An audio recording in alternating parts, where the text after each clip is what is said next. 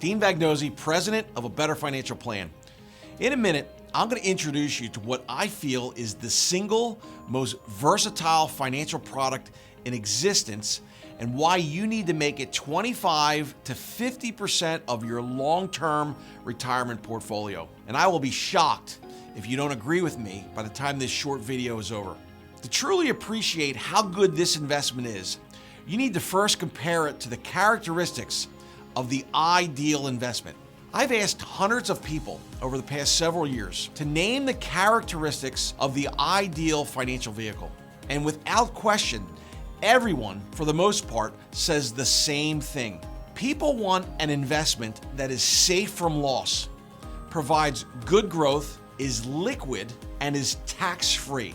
Hopefully you agree that any investment that has all four of these characteristics would be ideal. In fact, if you found an investment that had all those characteristics, you would likely put the majority of your money into it. Is the 401k or IRA the ideal investment? Well, it must be, because all the financial experts tell you that it's the first place you should put retirement dollars into. And it's where most people have the largest chunk of their nest egg. Let's take a closer look. Is your 401k or IRA safe from loss? How'd it do in 2008? Most 401ks and IRAs lost 30 to 50%. So no, a 401k or IRA is not safe from loss. Does it have good growth? Well, let's say it does sometimes. You see, the misleading fact that we've all heard is that the stock market has a 100-year track record of earning 8 to 10%. That's true, but who do you know that has a 100-year time horizon to invest their money? Most people have a 10, 20, or 30-year time horizon when it comes to investing money. And there are plenty of 10, 20, or 30-year segments of time that the stock market has been flat. Sure, since the crash of 2008, the market is up about 20% a year. That's terrific. But if you take a look how the market's done since 2000, which includes the 3-year correction from 2000 to 2002 and the crash of 08, the market is up only about 4%, which is a far cry from the 8, 9, or 10% you anticipated. So again, the 401k or IRA passes the good growth test sometimes. How about liquidity? Is your 401k or IRA liquid? Absolutely not. Your money is locked up for 20 to 30 years. In fact, it might be the most illiquid financial vehicle in existence. Lastly, how about taxes? A 401k and IRA are tax deferred, not tax free. And since most people feel that taxes are going higher in the future, a tax deferred 401k or an IRA might be the most tax inefficient vehicle in existence. So there you have it. The 401k and IRA fail 3 out of the 4 characteristics of the ideal investment. Now, perhaps you're saying to yourself, but wait a minute, Dean, I get a match with my 401k. That's free money. Well, in my very strong opinion, if in order to get 20 cents out of you, I'd have to take my dollar along with your 20-cent match and lock it up for 20 to 30 years in a financial vehicle that fails 3 out of the 4 characteristics of the ideal investment? No thanks. You can do better, a lot better.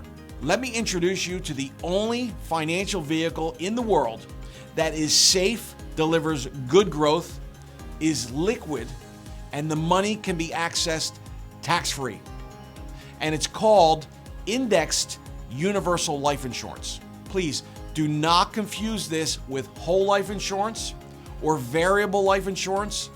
And please do not confuse this with an indexed annuity. The name, again, is Indexed Universal Life Insurance, or IUL for short. And I'm going to quickly introduce it to you now using the annual policy statement of a 72-year-old client of mine. His name is Phil. Okay, the first thing I want to bring your attention to is how Phil is 72 years old at the time that this annual life insurance statement was issued. How do we prove that? Well, you can see that Phil was 61 years old back in 2006. Well, it's 2017 at the when this policy statement was issued, So you could do the math. He's now 72 years old. Why I'm using this is because if this makes sense, which it will, for a 72-year-old, it is a no-brainer if you're 65, if you're 55, if you're 40, if you're 35, and if you're in your 20s, you absolutely positively have to start putting money into this vehicles, you'll see. So if it's no-brainer for a 72-year-old, you get the idea. Phil had $313,000 in this policy at the beginning of last year. What's very key is he put no premium into the policy. You see the big fat zero there.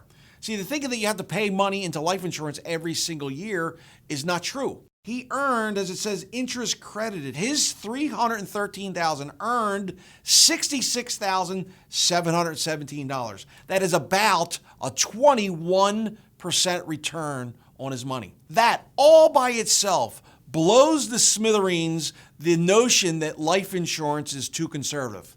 Again, whole life insurance is too conservative. Universal life is too conservative. Indexed universal life can get fantastic returns, as this statement proves all by itself. In short, indexed universal life allows the policyholder to get the majority of the stock market gains with zero of the downside risk. So if you make $66,000 in a taxable investment, depending on where your tax bracket falls into, you're going to pay anywhere from $15,000 in taxes to say $25,000 in taxes, maybe even higher. And you'd be happy to pay that because you just made $66,000. Phil didn't have a tax bill.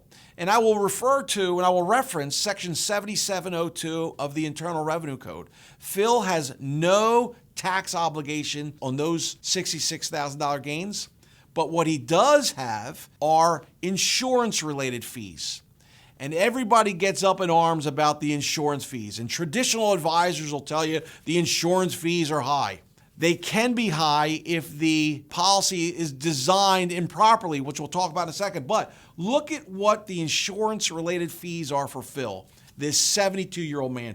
He pays $1,407 in cost of insurance, and he has expense charges of $90 for a total cost of $1,497 in expenses.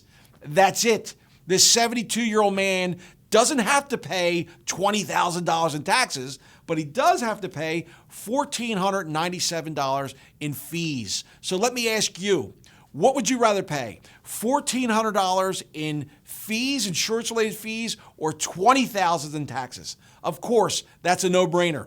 So how does Phil earn his $66,000? Let's go to page 2.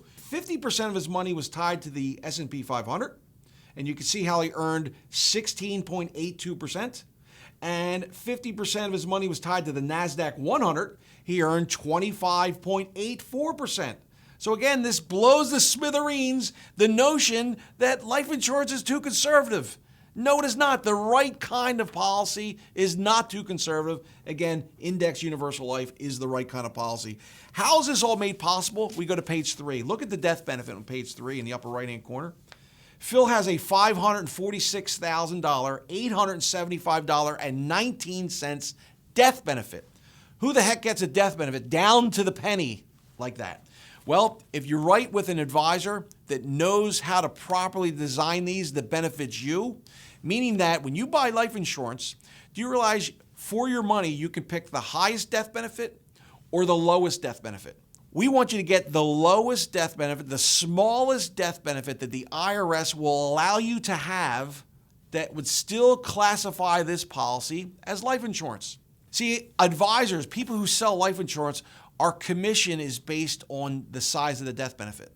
So most advisors want you to get the highest death benefit because the commission is the biggest.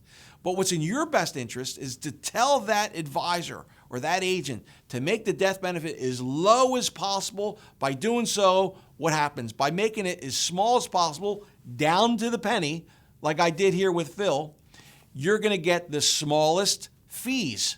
The smaller death benefit, smallest fees are associated with that. So there you have it. You have a 72-year-old man who didn't have to pay $20,000 in taxes. He had $1,500 or less in fees. He made 21% on his money. And this money is completely liquid to him. So we hope you found this quick introduction to Index Universal Life compelling. We are proposing that you put 25 to 50% of your long-term savings into Index Universal Life. And we strongly encourage you to forward this video on to your accountant, your attorney, another advisor, or anyone in general that you think knows their stuff when it comes to personal finances. We challenge anyone to put in writing why you shouldn't make IUL a large portion of your financial plan. If somebody won't put in writing why you shouldn't get your own IUL policy, then their opinion doesn't count. The purpose of this video is not to make you an expert on Index Universal Life. It's simply meant to introduce it to you and show you some of the compelling features that will cause you to want to reach out to our office to learn more. There are 60 insurance companies in the US that offer IUL. We know which ones have the best product, and we will properly design an IUL policy for you, your spouse, or your kids.